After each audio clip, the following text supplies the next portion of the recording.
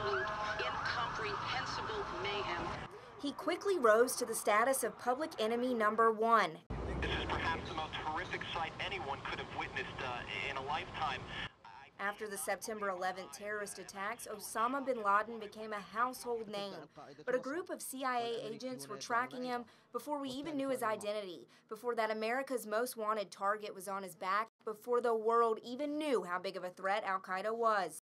He was somehow involved, at least funding, a bunch of terrorist groups whose members had fought in Afghanistan, and then they were going overseas and they were blowing stuff up. All these little breadcrumbs were leading back to Peshawar, Pakistan, where bin Laden and a whole bunch of other groups were based. So we started kind of picking at those threads, and then it was just a process of taking all these little scattered bits and pieces and trying to fit them into some sort of picture that made sense. So we knew that this was actually a terrorist organization.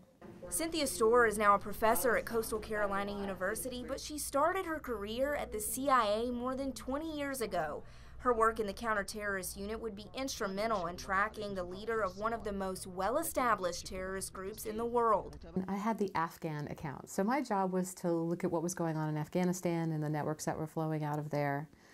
And so, of course, I kept following this worldwide movement, whatever this was. She and a group of female colleagues, aptly named the Sisterhood, spent the better part of 2 decades connecting the dots between terrorist cells, following the breadcrumbs back to bin Laden. When we first started following bin Laden, he was living in the open, but he didn't acknowledge to people, even his friends, that he actually was running a terrorist group. You know, he was the sort of the godfather figure. So we were collecting a lot of information, and we slowly began in the late 90s trying to disrupt the networks that he was associated with, and managed to disrupt some attacks. We focused a lot more on the kinds of operations that would disrupt attacks, capture people, send them to the countries of origin so they could be prosecuted, that sort of thing. We still weren't really trying to capture or kill bin Laden. It takes presidential authority to do that sort of thing. And I can understand presidents feeling like nothing had happened yet that would justify dropping bombs on somebody's head in a foreign country, right? Where there were 2 huge buildings, 2 huge towers, there is now nothing. Well, 9/11 ended that. The imperative after 9/11 obviously was to dismantle or destroy al-Qaeda. And that's precisely where one of the most critically acclaimed motion pictures of the year begins. Kathryn Bigelow's Zero Dark 30 shows the hunt for bin Laden through the eyes of Maya, a fictional CIA analyst. The character in the film had that particular assignment, find that one courier, to try to get bin Laden himself. If you're right, the whole world's gonna win in on this. But was Maya based on a single female agent in the CIA? Or was the redhead on a tireless crusade to pinpoint bin Laden's exact location actually a compilation of the work that Storer and her colleagues spent so many years piecing together?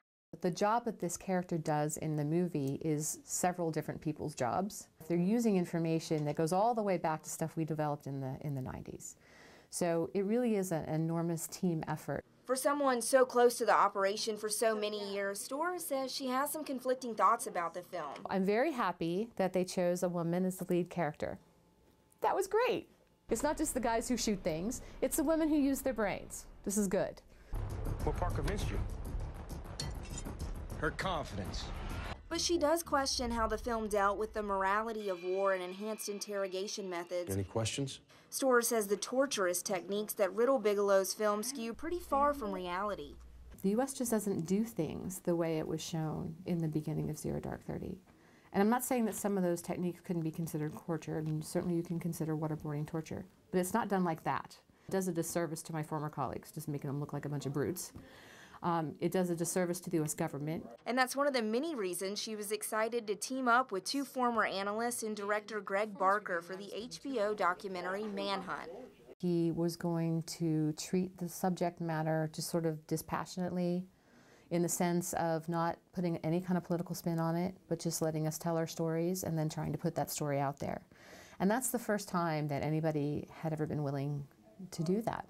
Unlike Zero Dark 30, Manhunt goes back to the early 1990s and puts all the pieces together through 9/11 and then the hunt for bin Laden himself. Zero Dark 30 and the documentary do share one common theme, though, that Cynthia says is crucial to understanding the whole story. We were really the the diggers, the investigators, the putting together of the pieces. And we didn't really have a term for ourselves, but we were often thought of ourselves as sisters in that sense. Like brothers in arms, but we were sisters. They both tell the stories of war and espionage through the eyes of strong women instead of leading men. So many women come up to me, and it's been sort of your average working mother, college students, some very high-powered women in New York and Washington now, I can add to that list, who come up and they thank us for our service, and they thank us for talking about the role of women. What's ironic, though, is how vital female analysts were to the manhunt for bin Laden.